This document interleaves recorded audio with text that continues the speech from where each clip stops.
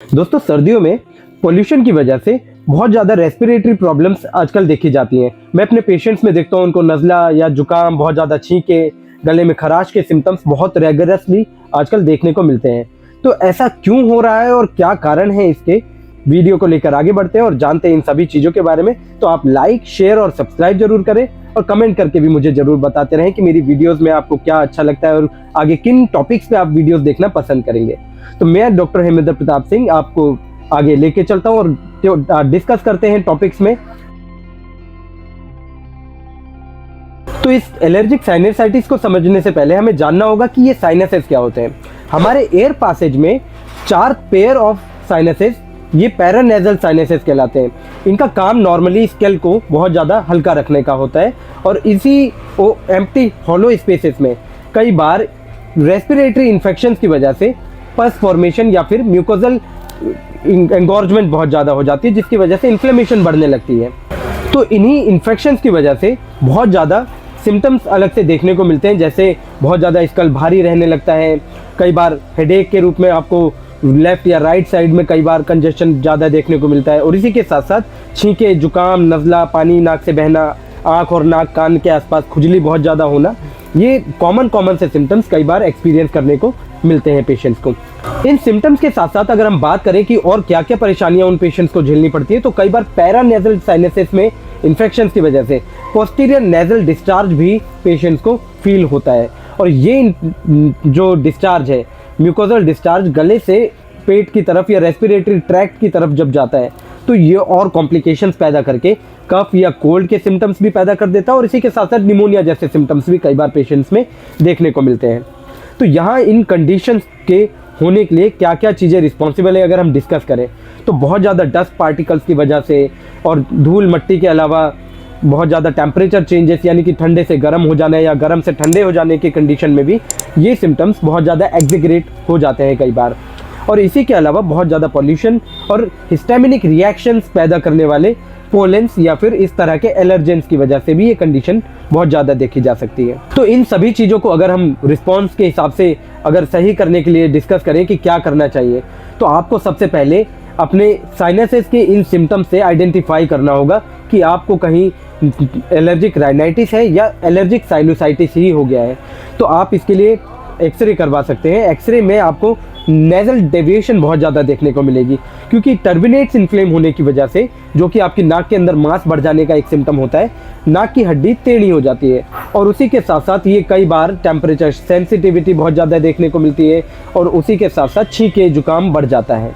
तो अगर इस तरह का सिम्टम है तो आपको ब्लड टेस्ट भी करवाना होगा, CBC का टेस्ट, और इसी के साथ साथ टोटल IgE का टेस्ट, जो कि सेंसिटिविटी ग्रेडियंट्स आइडेंटिफाई करने के लिए होता है। तो इन सभी टेस्ट के साथ आप आइडेंटिफाई कर सकते हैं कि आपको कहीं साइनोसाइटिस है कि नहीं। इसके कारणों में बहुत कॉमनली अगर हम डिस्कस करें तो बहुत सारी चीज़ें हैं जो हम कई बार नज़रअंदाज कर देते हैं, लेकिन डिस्कस करने योग्य बात यह है कि आप इन्हीं सब चीज़ों को आइडेंटिफाई करके इसके ट्रीटमेंट में काफ़ी ज़्यादा हेल्प ले पाएंगे और लाभ भी पाएंगे। क्योंकि कई बार मैं अपने पेशेंट्स में देखता हूँ कि उनको अपनी एलर्जी की सेंसिटिविटीज़ ही पता नहीं होती। तो आपको सबसे पहले आइडेंटिफाई करना होगा कि आपको टेम्परेचर से सेंसिटिविटी तो नहीं है। टेम्परेचर सेंसिटिविटीज़ में कई बार आपको ठंडे से गर्म और गर्म से ठंडा हो जाने में भी परेशानी होती है। मैं पेशेंट्स को देखता हूँ कई बार क्लोज रूम में बैठे हैं, टेम्परेचर कंट्रोल रूम में, और एकदम से ठंडे और मौसम में एग्जिबिट हो गए, तो इसकी वजह से भी उन पेशेंट्स को दिक्कत होती है। और कई बार अगर आप ठंड में हैं और एकदम से आपने कुछ गर्म एक्सपोजर ले लिया, जैसे कि लोग आग तापने बैठ जाते हैं सडनली, या फिर कुछ गर्म पेय पदार्थ ले लिया, खाना गर्म खा लिया, तो इन सब चीज़ों के वजह से भी साइनोसाइटिस एग्रेवेट होता है। इसके अलावा हम बात करें तो आपको अपने आसपास के एटमॉस्फेयर में आइडेंटिफाई करना होगा कि किसी एटमॉस्फेरिक एलर्जन की वजह से ऐसा तो नहीं है। क्योंकि कई बार मैं अपने पेशेंट्स में देखता हूँ कि कई बार कांग्रेस ग्रास या इस तरह का किसी भी पॉलिनेशन के टाइम के जो प्लांट्स होते हैं, ये बहुत ज़्यादा सेंसिटिव कर देते हैं पेशेंट्स की जो रेस्पिरेटरी। सेकेंड पॉइंट में बात करें तो आपको अपने आसपास एटमॉस्फेयर में आइडेंटिफाई करना होगा कि आपके आसपास कोई ऐसा एलर्जन तो नहीं है जो आपकी परेशानी को एग्रीवेट कर रहा है। तो कई बार मैं अपने पेशेंट्स में देखता हूँ कि उनको कांग्रेस ग्रास की वजह से कई बार सेंसिटिविटी बहुत ज़्यादा होती है। और इसी के अलावा और भी बहुत सारे पॉलिनेटिंग एजेंट्स हैं, जैसे कि आजकल बहुत ज़्यादा एक्जॉटिक प्लांट्स का इस्तेमाल जो है रोड साइड पे ज़्यादा होता है, क्योंकि ये छोटे प्लांट्स होते हैं लेकिन बहुत ज़्यादा ऑक्सीजनेटिंग प्लांट्स होते हैं। लेकिन आपके लिए आपके इंडिजीनियस यानी कि इंडियन प्लांट्स ही बहुत ज़्यादा प्रेफरेबल है। ये जो एक्सोटिक प्लांट्स होते हैं ये आपकी सेंसिटिविटीज़ के अकॉर्डिंग नहीं है और कई बार पेशेंट इसके लिए सेंसिटिव होते भी हैं। इसकी वजह से भी साइनोसाइटिस यानी कि एलर्जिक राइनाइटिस या बहुत ज़्यादा डीएनएस पीएनएस के सिम्टम्स बढ़ जाते हैं। तो जनरल तौर पे ये साइनोसाइटिस वैसे तो वायरसेस की वजह से होता है। जैसे एलर्जिक राइनाइटिस की कंडीशन में हम राइनो वायरस को रिस्पॉन्सिबल यहाँ ठहरा सकते हैं, लेकिन कई बार यहाँ देखने को पाया जाता है कि ये बैक्टीरियल और फंगल इन्फेक्शन की वजह से भी बहुत बार हो जाता है। ये केसेस ओकेजनल होते हैं, लेकिन अगर होते हैं तो बहुत कॉम्प्लिकेटिव तौर पे इनको कंडीशन में देखने को आप पा सकते हैं। इसके अलावा भी एक और कंडीशन है जिसकी वजह से आपको साइनोसाइटिस बहुत लॉन्ग टर्म परेशान कर सकता है और ढीठ होने के साथ साथ ये इरिवर्सिबल भी कई बार हो जाता है। तो ऐसा आप कई बार उन केसेस में भी देख सकते हैं जिनके दांत में कुछ परेशानी है। जी हाँ दोस्तों, अगर आपको टूथ एक है या फिर किसी तरह का टूथ इन्फेक्शन हुआ है तो आपको साइनोसाइटिस के सिम्टम्स बहुत कॉमन हो सकते हैं, क्योंकि इसके अंदर जो बैक्टीरियाज होते हैं ये बार बार रिस के आपको इंटरनल इन्फ्लेमेशन क्रिएट करके साइनसेस में बहुत ज़्यादा कंडीशन पैदा कर सकते हैं। आगे डिस्कस करें कि इसके टाइप्स कैसे हैं। तो साइनोसाइटिस को 4 डिफरेंट टाइप्स में डिस्कस किया जाता है। पहला टाइप है एक्यूट। एक्यूट टाइप में पेशेंट को 4 हफ्ते तक साइनस रह सकता है और इसके साथ साथ ये इन्फ्लेमेशंस, बहुत सारे रेकरेंट राइनाइटिस के सिम्टम्स के साथ साथ बहुत ज़्यादा कंजेशन के सिम्टम्स भी दे सकता है। ये 4 हफ्ते का टाइम आपको परेशान करके रख देगा और बहुत ज़्यादा कंजेस्टिव हेडेक के साथ भी हो सकता है। तो यहाँ पेशेंट कई बार कन्फ्यूजन और इरिटेबिलिटी के साथ भी होकर गुजरता है। इसके बाद सेकंड टाइप आता है जो सब एक्यूट टाइप कहलाता है। सब एक्यूट टाइप में 4 हफ्ते से ज़्यादा हेडेक रह सकता है। सिम्टम्स नॉर्मली सेम ही होते हैं, लेकिन ये 12 हफ्ते से कम आपको कंडीशन में रह के और रिकवर हो जाता है। तीसरे टाइप के बारे में बात करें तो ये क्रॉनिक साइनोसाइटिस आपको 12 हफ्ते से भी ज़्यादा रह सकता है, यानी कि आपको ये लॉन्ग टर्म के लिए परेशान कर सकता है। जी हाँ, आप कितनी भी दवाइयाँ ले लेंगे ये आपको रिलीफ देने में बहुत ज़्यादा इजी नहीं दिखेगा।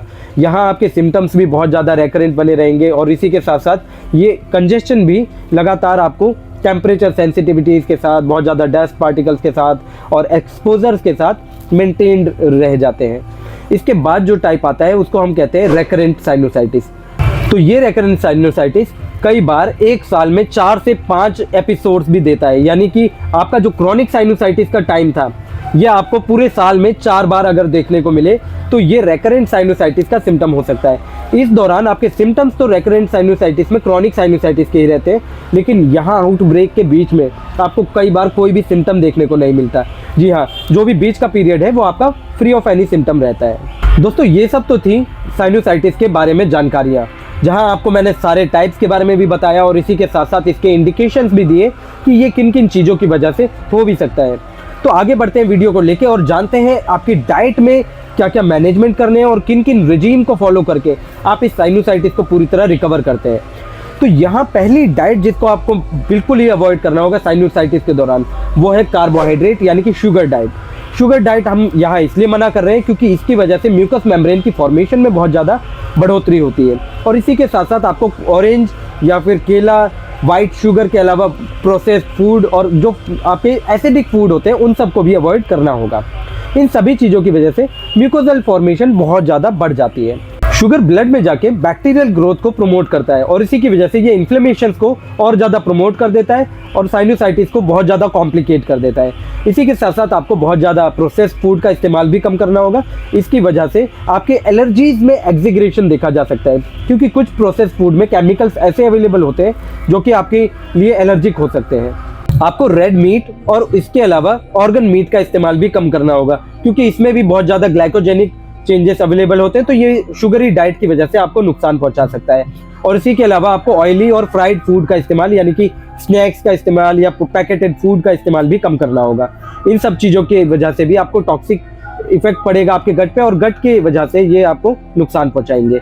यहाँ हम आगे बढ़े कि आपको डाइट में इंक्लूड क्या क्या करना है। तो आपको बहुत अच्छे से फाइबर रिच डाइट का इस्तेमाल करना होगा, क्योंकि फाइबर रिच डाइट से आपको डिटॉक्स करने में बॉडी को काफ़ी ज़्यादा हेल्प मिलेगी।